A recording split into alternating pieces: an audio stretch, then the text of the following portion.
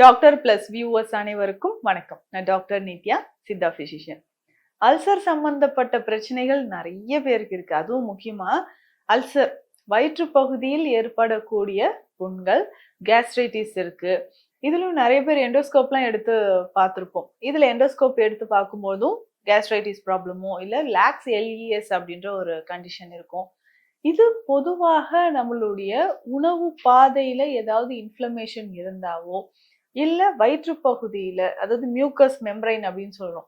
ஸ்டொமக்கோட inner most லேயர்ல சின்ன சின்னதா நமக்கு புண்கள் ஏற்பட்டாலோ இருக்கும்.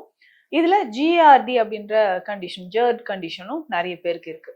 இது என்னன்னா சாப்பிட்ட உணவு அப்படியே எடுத்துட்டு ஆசிடோட சேர்ந்து மேல வர மாதிரி இருக்கும். ஸோ அப்போ நமக்கு வந்து சூடாவோ இல்ல காரமான நம்ம சாப்பிட்ட உணவு எதிர்த்துட்டு மேல வர மாதிரி ஒரு உணர்வு நமக்கு தெரியுது.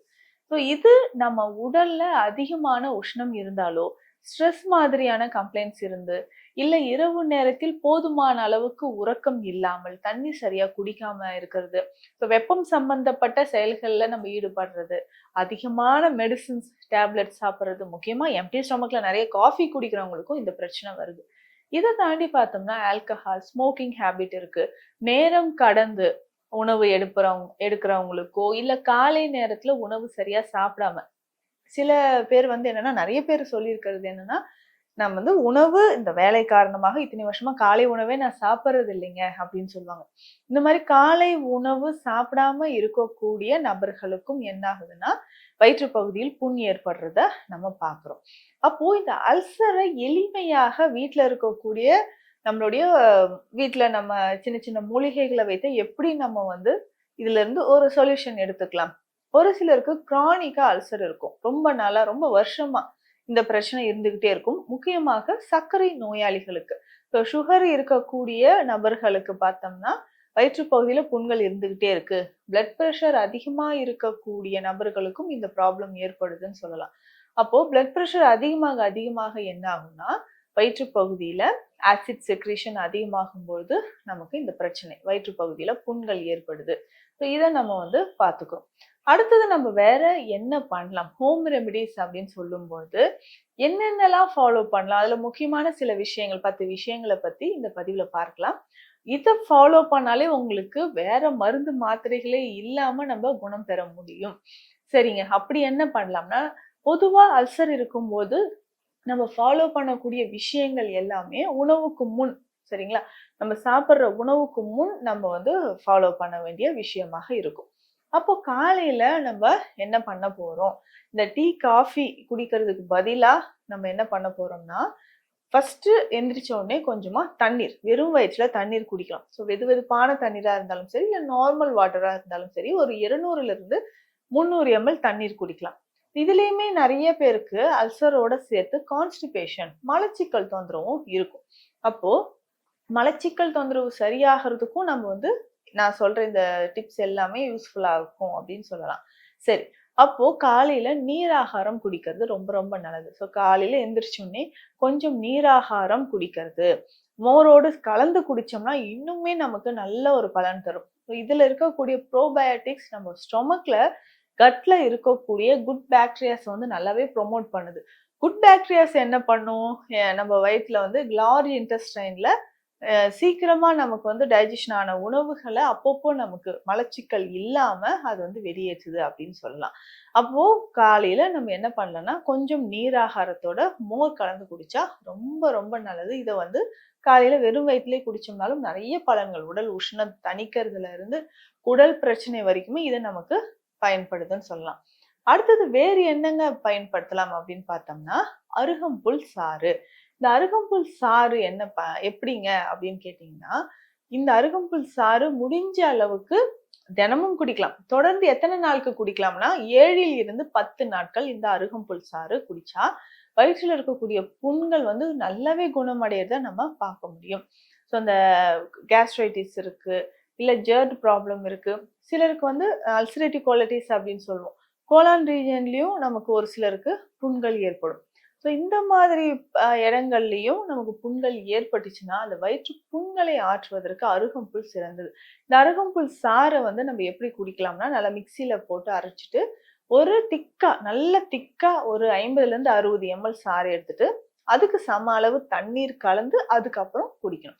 அருகம்புல் சாறு நமக்கு இந்த அல்சர் இருக்கக்கூடிய நபர்களுக்கு மிக சிறந்த ஒரு பலன் தரக்கூடியதாக இருக்கு. அடுத்தது 3வதாக முக்கியமான ஒரு விஷயம் என்ன பண்ண போறோம் அப்படின்னா, வெள்ளை பூசணி சாறு.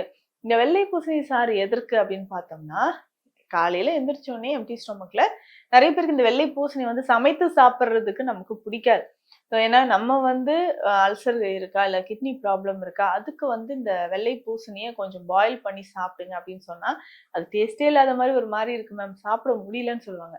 அப்போ இந்த ஜூஸ் மாதிரி குடிச்சிங்கன்னா, வெள்ளை பூசணி சாறும் நம்ம என்னன்னா சீரகம் கலந்து குடிக்கும்போது ஒரு நல்ல பலன் நமக்கு கொடுக்குதுன்னு சொல்லலாம். அடுத்ததாக பார்த்தோம்னா ஏலக்காய் கஷாயம் 4வது. ஏலக்காய் கஷாயம் அப்படின்னு சொல்றது எப்படி நம்ம ரெடி பண்ண போறோம்னா, நான் சொல்ற 3 பொருட்களை மட்டும் போதும். இத வந்து நம்ம எடுத்து வச்சுக்கிட்டோம்னா, டெய்லி காலையில நம்ம டீ மாதிரி குடிக்கலாம். இதுல வந்து ஏலக்காய், அதிமதுரம், சீரகம் இது 3மே போதுமானது. ஏலக்காய் வந்து கொஞ்சம் ஒரு 200 கிராம் எடுத்தோம்னா, அதிமதுரம் 50 கிராம், சீரகம் 50 கிராம். அதிமதுரம் பொடியா போட்டுக்கலாம். சீரகமும் லேசா வறுத்து பொடி பண்ணி இதனோட எடுத்து வச்சுக்கலாம். ஏலக்காய் நம்ம என்ன பண்ண போறோம்னா, லேசா வறுத்து இதுவும் பொடி பண்ணி கொரகொரப்பா மிக்ஸிலேயே நம்ம அரைச்சு எடுத்து வச்சுக்கலாம். தினமும் காலையில இத வந்து நம்ம 2 கிளாஸ் தண்ணீர் எடுத்துட்டு, இது 1 ஸ்பூன் ஃபுல்லா அதுல போட்டு நல்லா பாயில் பண்ணி நம்ம குடிக்கணும். கொஞ்சமா தேன் கலந்து குடிக்கும்போது, வயிற்று பகுதியில நிரந்தரமாகவே நமக்கு வந்து ஒரு நல்ல சொல்யூஷன் குடுக்கும்னு சொல்லலாம். ஏன்னா ரொம்ப நாளா அல்சர் கம்ப்ளைண்ட் இருக்கக்கூடிய நபர்களுக்கு இந்த ஏலக்காய் கஷாயம் அப்படின்னு சொல்றது மிக சிறந்த ஒரு தீர்வு தரும். ஏன்னா வயிற்று புண்களை ஆற்றுவதற்கு ஏலக்காய் ரொம்ப ரொம்ப முக்கியமான ஒரு விஷயம் சொல்லலாம். அடுத்து முக்கியமாக தாய்ப்பாலுக்கு நிகரான ஒரு விஷயம் அப்படின்னு பார்த்தோம்னா தேங்காய் பால் அப்படின்னு சொல்றோம். இந்த தேங்காய் பால் குடிக்கிறதுல நிறைய பேர் மிஸ்டேக் பண்ணுவாங்க. தேங்காய் பால் கொஞ்சம் குடிச்சுக்கோங்க அப்படின்னா, குடிச்சேன் மேம் அதுவே வந்து டைஜஷன் ஆகாம மந்தமா இருக்கு அப்படின்னு சொல்லுவாங்க. அது எப்படி குடிக்கணும்னா, தேங்காய் வந்து ரொம்ப முத்தின தேங்காய் இருக்கக்கூடாது. மீடியமா இருக்கிற தேங்காய் எடுத்துட்டு சின்ன சின்ன பீஸா கட் பண்ணி அது தேவையான அளவுக்கு நம்ம எடுத்து வச்சுட்டு, அதுல நம்ம வந்து என்னன்னா ஏலக்காய் 3ல இருந்து 4 ஏலக்காய் அதுக்குள்ள போட்டுறணும். அதுக்கப்புறம் வெதுவெதுப்பான தண்ணீரை விட்டு மிக்ஸியை ஆன் பண்ணி நல்லா கிரைண்ட் பண்ணதுக்கு அப்புறம் வடிகட்டி அந்த பால் மட்டும் ஒரு 100 ml அளவுக்கு குடிச்சாலே போதும். அதுக்கு இனிப்புக்காக வேற எதுவும் செய்ய தேவையில்லை. இப்போ ஏலக்காய் மட்டும் போட்டு அந்த தேங்காய் பாலை நம்ம குடிக்கும்போது நல்லாவே ஒரு டிஃபரன்ஸ் நமக்கு தெரிய ஆரம்பிக்கும். எப்பேற்பட்ட வயிற்றுப்புண், நாள்பட்ட வயிற்றுப்புண்ணாலும் அதை சரி செய்யறதுக்கு நமக்கு தேங்காய் பால் வந்து பயன்படும். அடுத்தது முக்கியமாக பார்த்தோம்னா கொய்யா இலை. கொய்யா இலை தேநீரை வந்து நம்ம பயன்படுத்திக்கலாம். கொய்யா இலை தேநீர் அப்படின்னு சொல்றது ஜென்ரலாவே நம்ம பொதுவா வயிற்று பகுதியில அல்சர் இருக்குன்னா அதை ஃபாலோ பண்றதுக்கோ இல்ல குடிக்க குடிக்க உள்ளுறுப்புகள் பலமாவதற்கு நமக்கு வந்து கொய்யா இலை பயன்படுது. கொய்யா இலையும் சின்ன சின்ன பீஸஸா ஒரு 4, 5 கொய்யா இலை கொண்டு வந்துட்டு சின்ன சின்னதா கைகளாலே பிட்டு போட்டு 3 டம்ளர் தண்ணினா அது 1 டம்ளரா சுருங்கி வரணும். அந்த அளவுக்கு அதை நல்லா பாயில் பண்ணி நம்ம குடிச்சோம்னா வயிற்று பகுதியில புண்கள் குணமாகும். சர்க்கரை நோயாளிகள் தான் நிறைய பேருக்கு இந்த வயிற்று புண் இருக்கு அப்படின்னா அதை சரி செய்யறதுக்கு நமக்கு கொய்யா இலைகள் நமக்கு முக்கியமான ஒரு விஷயமாக பயன்படுது. அடுத்ததாக பார்த்தோம்னா அதிமதுரம் பொடி. இந்த அதிமதுரம் பொடி நம்ம என்ன பண்ண போறோம் அப்படின்னு கேட்டீங்கன்னா, இந்த அதிமதுர பொடிய தண்ணீர்ல போட்டு பாயில் பண்ணிக்கணும். பாயில் பண்ணும்போது அதிமதுரம் பேர்லயே இருக்கு பாருங்க, நல்ல ஒரு இனிப்பு சுவை இருக்கக்கூடிய ஒரு மூலிகை. இதனோட பொடியை எடுத்து தண்ணீர்ல போட்டு கொதிக்க வச்சு இந்த தண்ணியை மட்டும் காலையில குடிக்கணும். இது எப்படின்னா இதுவுமே உணவுக்கு முன் நம்ம குடிக்க வேண்டிய ஒரு விஷயம். இத வந்து தண்ணீர்ல போட்டு தினமும் காலையில நம்ம குடிச்சிட்டு வந்தோம்னா நமக்கு வயிற்று பகுதியில இருக்கக்கூடிய புண்கள் கொஞ்சம் கொஞ்சமாக குணமாகும். அதுக்கப்புறம் ஒரு சிலருக்கு வந்து சாப்பிடவே முடியல அப்படின்னு சொல்லுவாங்க. அரோசகம் அப்படின்னு சொல்லக்கூடிய ஒரு கண்டிஷன். என்ன சாப்பிட்டாலும் டேஸ்ட் தெரியலங்க, வாயெல்லாம் புண்ணா இருக்கு அப்படின்னு சொல்றவங்களுக்கும் நம்ம இந்த அதிமதுரம் பயன்படுத்தலாம். அடுத்ததாக மணத்தக்காளி அப்படின்னு சொல்லக்கூடிய கீரை வகை. பொதுவா கிராமப்புறங்கள்ல வந்து அல்சர் இருக்கா, வாய்ப்புன்னு இருக்கா, மணத்தக்காளியை பயன்படுத்துங்க அப்படின்னு தான் சொல்லுவாங்க.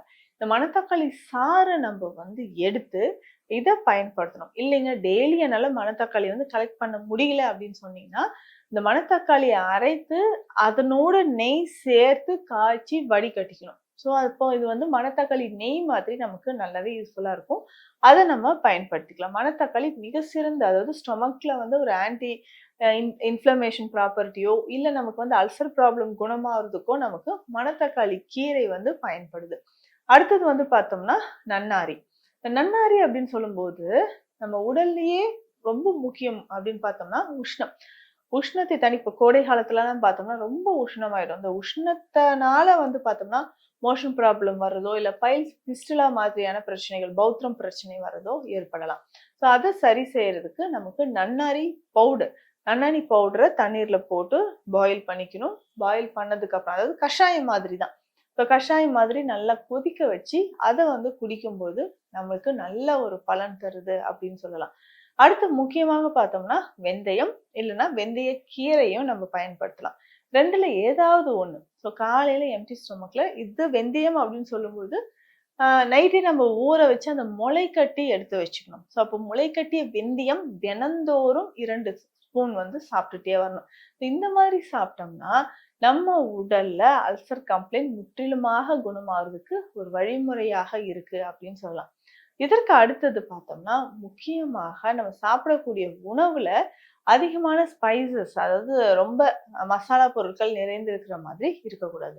அடுத்து முக்கியமான ஒரு அல்சர் இருக்கு அப்படின்னா நம்ம ஃபாலோ பண்ணக்கூடிய இன்னொரு விஷயம் என்ன ஃபாலோ பண்ண போறோம் அப்படின்னு பார்த்தோம்னா சித்த மருத்துவத்தில் பயன்படுத்தக்கூடிய அசைச்சூரணம் அப்படின்ற மெடிசன்.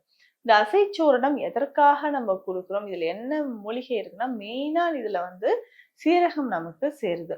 இந்த சீரகம் வந்து மிக முக்கியமான ஒரு மூலிகை வகையாக இதுல சேர்த்திருக்காங்க. இந்த அசைச்சூரணம் எப்படிங்க சாப்பிடுறது அப்படின்னு சொன்னா 1/2 ஸ்பூன் எடுத்து ஒரு 1/2 கிளாஸ் தண்ணீர்ல மிக்ஸ் பண்ணி காலை இரவு 2 வேளையும் உணவுக்கு முன் நம்ம சாப்பிட்டுட்டு வரணும். ஸோ இந்த மாதிரியான குறிப்புகளை நம்ம ஃபாலோ பண்ணிட்டு வரும்போது நிச்சயமாக நமக்கு அல்சர் தொந்தரவுகள் படிப்படியாக குணமாகும். இதை தொடர்ந்து வயிற்று பகுதியில புண் இருக்கு, இந்த அல்சரை சரி செய்யணும் அப்படின்னா நம்ம இதனோட சேர்ந்து சித்த மருந்துகள் எடுக்கலாம். குங்குலிய பருப்பமோ இல்ல குங்குலிய வெண்ணெயோ, அதுக்கப்புறம் பார்த்தா அதை தொடர்ந்து தரக்கூடிய சீரண சஞ்சீவி சூர்ணம் இந்த மாதிரியான மெடிசன்ஸ் வந்து ஃபாலோ பண்ணிட்டு வந்தோம்னா வயிற்று பகுதியில் இருக்கக்கூடிய புண்கள், ஹெச் பைலோரி இன்ஃபெக்ஷன் எல்லாமே நிச்சயமாக குணமாகிறத கண்கூடா பார்க்க முடியும். மீண்டும் அடுத்த பதிவில் சந்திக்கலாம். நன்றி.